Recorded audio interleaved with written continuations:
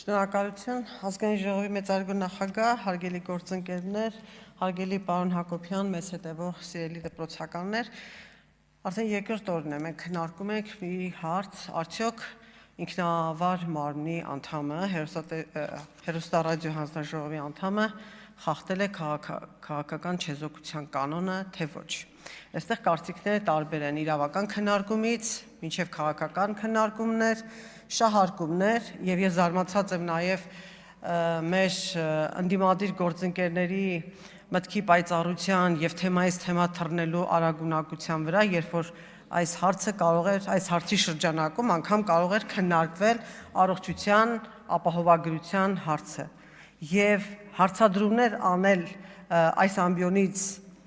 առողջության համընդհանուր ապահովագրության կարգավորումների դրա բացերի վերաբերյալ այն պարագայում, երբ որ երեք կառավարությունը վարչապետի գլխավորությամբ այստեղ էր, առողջապահության նախարարը եւս դահլիճում էր եւ այդ հարցերը Տիկին Գյուրեղյան դահլիճում չեք, ուղղակի ձեր ելույթները այդպեսին կարող եք ուղղել առողջապահության նախարարին, ստանայիք ձեր հարցերի պատասխանները եւ չմնայիք ձեր մտորումների, մտահոգությունների մեջ, բայց ինչ են ասում մեր ընդդիմադիր գործընկերները եւ ինչ են տեսել այդքան քննադատելի եւ մերժելի պարոն Հակոբյանի հարցազրույցում։ Ընդհանրապես պատմական իրադարձությունների վերաբերյալ մարդու գնահատականը։ Մարդ, ում թարգմանությունների եւ ստեղծագործությունների ներքո մենք ես գոնե Երևանի Պետական համալսարանի իրավաբանական ֆակուլտետում անցել եմ փիլիսոփայական մտքի պատմություն։ Առաջին անգամ իմացել եմ ինչ է Նիցշեն։ Եվ հիմա ինձ համար մեծ պատիվ էր, երբ որ ես քվեարկում էի կողմ պարոն Հակոբ Հակոբյանի թեկնածությանը ՀՌՀ անդամ դառնալու համար։ Եւ մի տեսակ շատ անհարմար եմ զգում, որ հիմա քննարկում ենք հարց նրա լիազորությունները դադարեցնելու մասին, որով հանդես է եկել Հայաստան խմբակցությունը եւ ամբողջ քննարկումը ես կարծում եմ, որ հաստատ դաշնակցության շահերից չէր։ Ես ձեր փոխարեն այս քննարկումը չէի բացի, որովհետև ամբողջ քննարկումը գնաց դաշնակցության կուսակցության գործունեության մասին,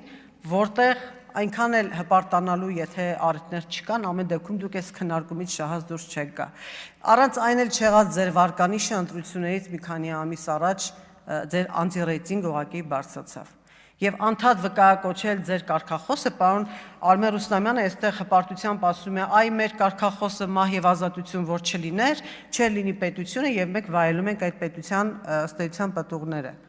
Կարգախոսի մասին այստեղ շատ խոսվեց, շատ են խոսել կարգախոսի մասին եւ չի կարող դա տրամաբանական չի, դա կյանքին հակասող է, երբ որ քո կարգախոսը մահվան մասին է։ Եվ երբ որ դուք ասում եք մահ կամ ազատություն եւ ասում եք, որ այս լոզունգ, այս կարգախոսը մենք ունենք արդեն 130 տարի եւ դրանով առաջնորդվում ենք, մարդու անհատական մակարդակում դա կարող է լինել, բայց ժողովրդի մակարդակում նման կարգախոս չի կարող լինել։ Եվ այդ կարգախոսը, ինչպես ճիշտ նկատեց իմ գործընկեր Մարիա Կարապետյանը, այլ երկրներում եւ այլ պայքարի շարժումներում եղել է ազատություն կամ մահ, բայց ոչ ի սկզբանե մահ կամ ազատություն։ Ավելին, երբ որ ժողովուրդները առաջնորդվել են մահ կամ ազատություն կարգախոսով, այդ ժողովուրդները իրենց պատմությունը ցույց է տվել, որ ստացել են միայն մահ, բայց ազատությունը բաժին է հասել նրանց, ովքեր այդ կարգախոսի հեղինակն են։ Այս խոսքերի հեղինակը ես չեմ, Վանո Սիրադեղյանն է։ Եվ ես զարմանում եմ նաև մեր դաշնակցական գործընկերների իրականությունը չտեսնելու, դրա վրա աչք փակելու հմտության կամ այդ մեծ ջանքի կարողության վրա։ Պարոն Արմեն Ռուստամյանը ասում է, խաղաղությունը զինադադարը ներկայացնում եք որպես խաղաղություն։ Ոնց կարելի է չտեսնել առկա խաղաղությունը, ոնց կարելի է չտեսնել հաստատված խաղաղությունը եւ չգնահատել այն ջանքերը, որ դրվել էին այդ խաղաղությունը ձեռք բերելու համար, եւ հիմա դա որակել որպես զինադադար։ Կամ ինչ ստացան մեր քաղաքացիները առողջության ապահովագրությունից։ Ռետորական հարց է տալիս Տիկին Գյուրեղյանը եւ լքում դահլիճը։ Այսինքն 50,070 քաղաքացի, որ 65 պլյուս տարեկի քաղաքացի, որ անվճար պետության հաշվին բուժօգնություն եւ սպասարկում են ստացել, դա մարդկանց կյանքի որակի վրա որևէ փոփոխություն չի բերել։ Դուք չեք տեսնում այդ դրական փոփոխությունը։ Դուք տեսնում եք, դուք ուղղակի չեք ուզում առնչվել դրա հետ, չեք ուզում ընդունել, որովհետեւ ձեզ համար անընդունելի է բոլոր այն լավը, որը կատարվում է ոչ ձեր իշխանության օրոք։ Իսկ ինչ էր կատարվում ձեր իշխանության օրոք։ Այստեղ Արմենուհի Գյուրեղյանն եմ նորից ցիտում, ինչ որ այսօր հերոսը դարավիմ խոսքի, որովհետև ամեն խոսքին ուզում է հակադարձել, երբ որ ասում էր դաշնակցությունը Սփյուռքում կրթում էր երիտասարդների։ Մենք չենք ուզում նման կրթություն։ Եթե դա այն կրթությունն է, որը մենք տեսանք նախորդ օրը համացանցում, ինչպես մարդատիացություն սովորեցնել, ով էլ լինի այդ մարդը, քո քաղաքական հակառակորդը, այստեղ արդարացումներ եք բերել, եթե նա ցեղասպանություն է գործել, եթե նա, այսինքն մենք շարժվում ենք մարդուն ատելու, մարդուն ոչնչացնելու, վերացնելու այդ մոլուցքով, որովհետև նա չի կիսում մեր գաղափարները կամ մարդկության դեմ հանցանք է գործել, ով եք դուք, Տեր Աստված, որ որոշեք մարդու ճակատագիրը, չկա մարդասիրություն։ Կրթության ոլորտը տարիներով շարունակ գտնվել է ձեր համակարգման ոլորտում, քանի կրթության նախարար է ունեցել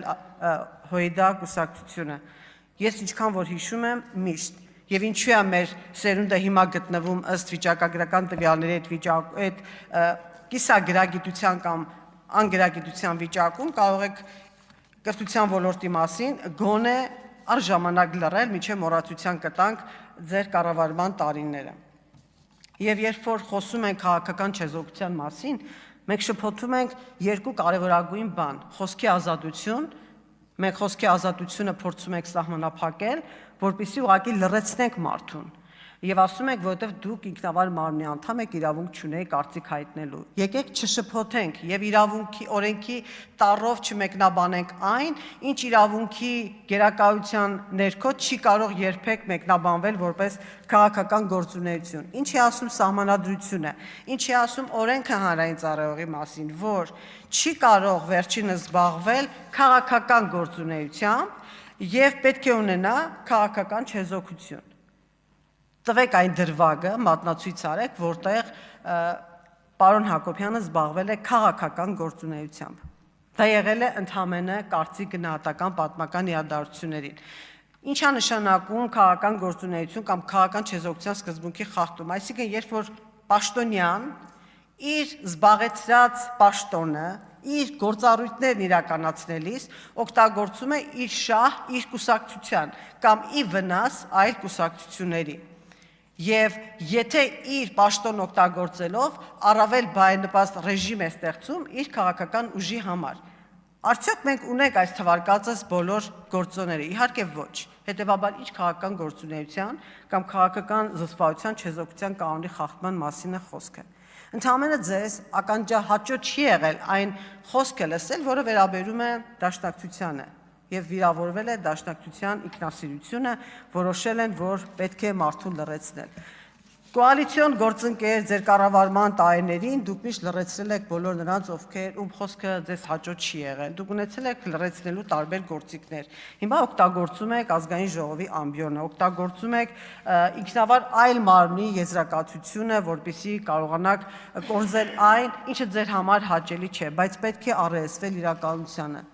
Եվս մեկ այլ դաշնակցական Իշխան Սաղաթելյան ասում է դաշնակցությունը ունի անցյալի,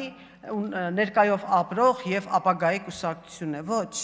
դուք մնացել եք անցյալում, դուք ներկայի հետ ընդհանրապես աղերս չունեք, ապագայի մասին խոսել ընդհանրապես ավելորդ է, շնորհակալ եմ։